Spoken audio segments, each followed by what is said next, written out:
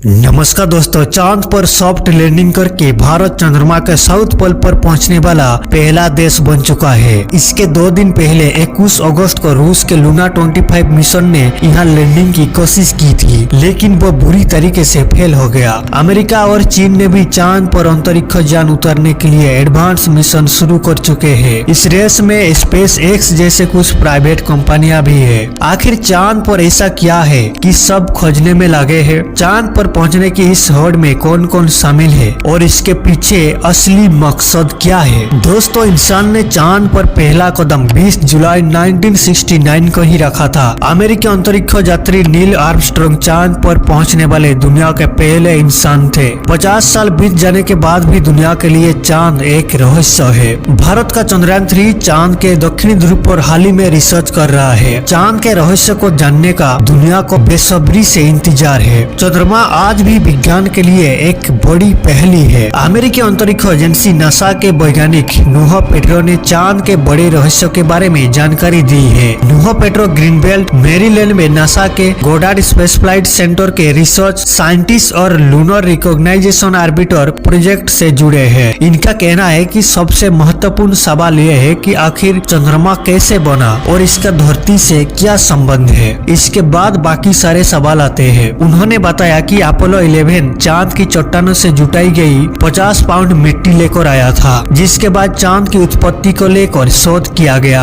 किसी का कहना है कि चांद पर एक महासागर था, तो कुछ लोगों का कहना है कि पिघले लावा से बनी एक विशाल गेंद है जो पृथ्वी की परिक्रमा करती है। दशकों बाद ये परिकल्पना आई कि चंद्रमा का जन्म धरती से ही हुआ है, लेकिन नूह के मुताबिक ये परिकल्पना अभी तक आधी अधूरी है। चांद पर पानी की बात नहीं की जा रही है, बल्कि बर्फ के कई ढेरों के बारे में बात की जा रही है। चांद की सतह के नीचे ये बर्फ की ढेर है। नूह ने कहा कि इन पानी को इकट्ठा कर अंतरिक्ष यान के लिए नई तरह का ईंधन बनाया जा सकता है। नूह पेट्रो के मुताबिक अभी तक ये रहस्य है कि इतना पानी बर्फ चंद्रमा पर कैसे पहुंचा। हम निश्चित रूप से इसका पता लगाएंगे। चांद पर आए दिन भूकंप आते रहते हैं। इन भूकंप को मून क्विक भी कहा जाता है। अपोलो एज के सोसाइमीटर्स ने इन सन 1969 से 1977 तक भूकंप के झटकों को मापा था। डेटा से पता चला है कि चंद्रमा एक एक्टिव बॉडी है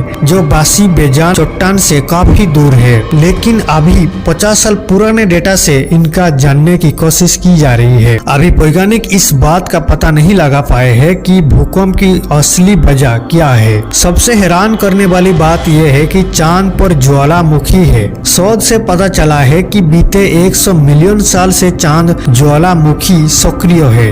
नूह पेट्रो का कहना है कि किसी वैज्ञानिक को इतनी जानकारी नहीं है कि ये तय कर सके ये गतिविधि वास्तव में कैसी थी और इसने चंद्रमा के भूविज्ञान पर क्या प्रभाव डाला। ऐसा कहा जाता है कि अभी से 4.53 अरबों साल पहले थिया नामक ग्रहों के बीच टक्कर होने से जो मलबा निकला था, उसके अवशेष से चांद का रचना हुआ। चंद्रमा का उत्पत्ति कैसे हुआ, इसको पुराण में भी जिक्र किया गया है। अग्नि पुराण के अनुसार माना जाता है कि जब ब्रह्मा जी ने सृष्टि की रचना की थी तो सबसे पहले मानस पुत्र को बनाया था। उनमें से एक मानस पुत्र ऋषि अत्रि का विवाह ऋषि कर्दम की कन्या अनुसूया से हुआ और चंद्रमा उन्हीं की संतान है। पंडा पुराण के अनुसार ब्रह्मा ने अपने मानस पुत्र अत्रि को सृष्टि का विस्तार करने की आज्ञा दी थी। उनकी आज्ञा आकर महर्षि अत्रि ने एक तप प्रारंभ किया। तप काल में एक दिन महर्षि की आंखों से जल की कुछ बूंदे गिरे जो काफी प्रकाशमय थी। तब दिशाओं ने स्त्री रूप में आकर पुत्र प्राप्ति की इच्छा से उन बूंदों को ग्रहण कर लिया, लेकिन उन बूंदों को दिशाएं धारण न कर सकी और उन्हें त्याग दिया। इस त्यागे हुए गर्भों को ब्रह्मा ने चंद्रमा के नाम से प्रख्यात किया।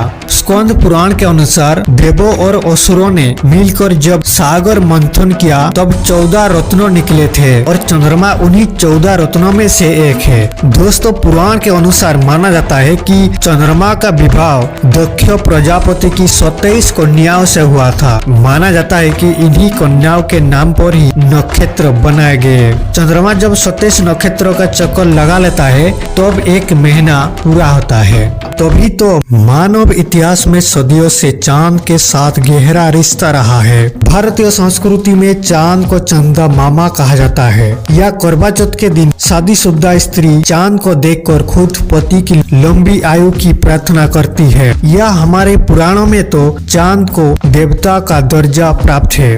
वैज्ञानिकों के मुताबिक चांद पर दिन के वक्त अधिकतम तापमान 180 डिग्री ऑक्सीजन सेल्सियस तक पहुंच जाता है, जबकि रात के वक्त तापमान -150 डिग्री सेल्सियस से भी कम हो जाता है। दोस्तों, चंद्रमा के दक्षिणी ध्रुव या साउथ पोल के बारे में और अच्छे से जानना है तो आप इस वाले वीडियो पर क्लिक करके देख सकते हैं। मिलते हैं और एक शानदार नए वीडियो में। बहुत बहुत धन्यवाद।